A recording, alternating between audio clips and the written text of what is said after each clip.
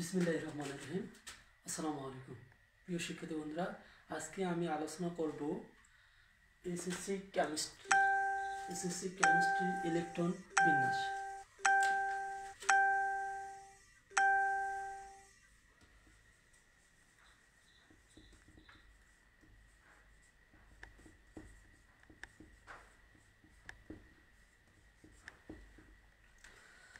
তো প্রিয় ফলোয়ারবৃন্দ, আমাদের এসএসসি বোর্ড বইয়ে এইরকম একটা আউটফর্মের নীতি দেওয়া আছে।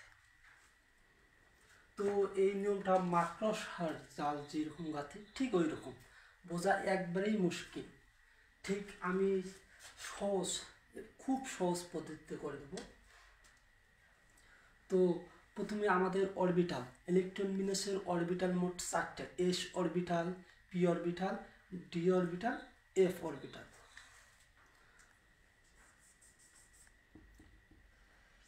S, P, D, F.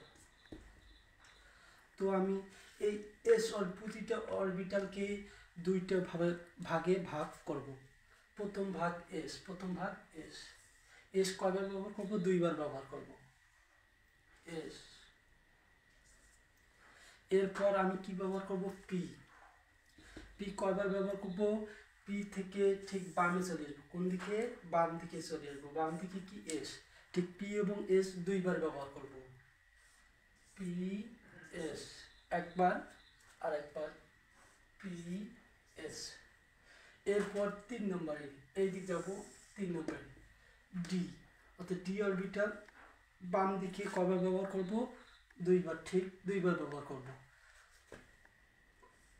D, P, S একবার, আর একবার ব্যবহার করব ডি, পি, এস। ঠিক ওই রকম করে এইটা এই দিক থেকে এই দিক এফ অরবিটাল, অর্থাৎ এই দিকে কয়বার ব্যবহার করব? ঠিক দুইবার ব্যবহার করব। তাহলে এফ, ডি, পি, এস, আবার এফ, ডি, পি, এস, শেষ। তো এখন আমরা ক্রমিক নম্বর বা এন এর মানগুলো বসাই দেবো। এন এর মান এখানে 1 থেকে শুরু হচ্ছে, 1, 2, এটা কয় নম্বরে? 3 নম্বরে, 3, 4, 5, 6, 7, 8। ঠিক আমরা পিতে এন এর মান 2, 1, 2, 3, 4, 5, 6, 7। এখন ডি এর ক্ষেত্রে এন এর মান কি ধরবো? 3 থেকে শুরু করবো। 3, 4, 5, 6 আমরা 7। এখন এফ এর ক্ষেত্রে এন এর মান কত ব্যবহার করব? 3 ব্যবহার করছে, এখন 3 ব্যবহার করছে, এখন 4 ব্যবহার করব। কি ব্যবহার করব? 4, 5।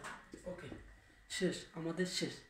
তো এখন আমরা এস অরবিটালে ইলেকট্রন মানটা কত সেটা আমরা আগামী পর্বে আলোচনা করব। তো এর মান কত? 2। তো আমাদের আউটফর্ম নীতিটা এইমাত্র হয়ে গেল। এটা হচ্ছে আউটফর্ম নীতি। এখন আমরা যদি বইয়ের ভাষায় লিখতে চাই, 1s greater than 2s, 2s greater than 2p, এইরকম আমরা লিখতে পারি। গ্রেটার দেন চিহ্ন দিয়ে লিখতে পারি।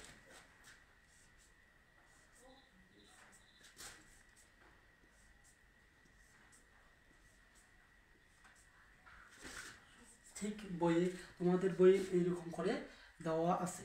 তো আমরা এগুলো লিখবো না। আমাদের ইলেকট্রন বিন্যাসের সূত্র, অর্থাৎ আমাদের বেসিক সূত্র, সেটা এরকম।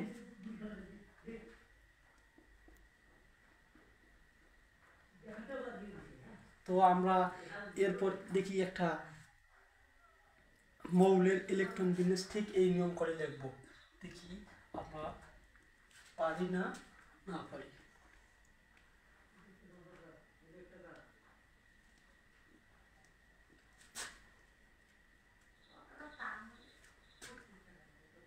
তাহলে আমরা একটা পারমাণবিক সংখ্যা অনেক বেশি এইরকম একটা মৌল নেই, যেমন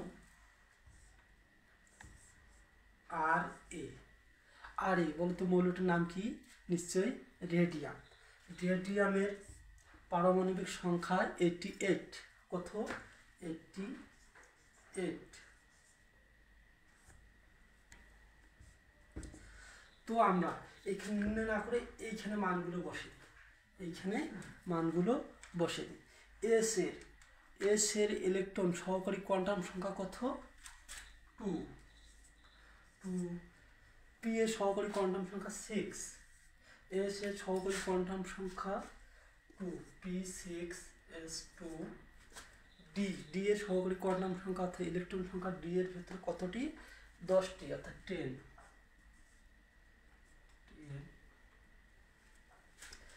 2 10 6 2 এফ এর সহকারী কোয়ান্টাম সংখ্যার মান 14। তো আমরা এই পর্যন্ত আগে হিসাব করি, দেখি কত হয়। ইলেকট্রন বিন্যাসটা কত হয়? 2 2 4 10 12 18 20 30 32 32 আর 10 হচ্ছে 42 48 50 64 64 আর 10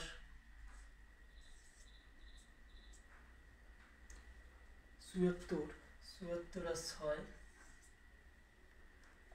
74 আর 6 80 82। তো আমরা দেখি ইলেকট্রন বিন্যাসটা কীরকম হলো না না হলো। 2 4 6 10 12 18 20 30। ও সরি, আমাদের মিস্টেক হয়ে গেছে। তো আমাদের এখানে 6, এখানে কি 6, এরপর কি 2। তো এখন আমরা দেখি হিসাব করি কত হয়। 10 12 18 20 30 36 38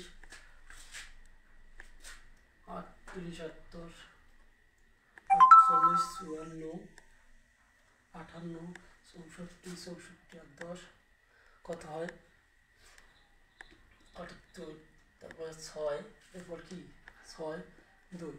তো ইতিমধ্যে আমাদের ইলেকট্রন বিন্যাসটা শেষ হলো। এটাই ছিল ইলেকট্রন বিন্যাস। এখন আমরা এই অতিরিক্তগুলো কি করব? এগুলো কি মুছে দেব। এগুলো কি মুছে দেব। তো আমাদের রেডিয়ামের ইলেকট্রন বিন্যাস এখানে হয়ে গেল। তাহলে এস কি আছে? এস আছে। তাহলে এখানে আমরা গত পর্বে শিখছিলাম কি পর্যায় প্রধান কোয়ান্টাম সংখ্যা হচ্ছে পর্যায়, অর্থাৎ রেডিয়াম পর্যায় 7 এর মৌল। হ্যাঁ, গুরুত্ব নির্ণয় করা আগামীকালকে শিখেছি। তো আজকে ইতিমধ্যে আশা করি তোমরা এটা ইলেকট্রন বিন্যাসটা বুঝতে পেরেছো। থ্যাংক ইউ, ধন্যবাদ।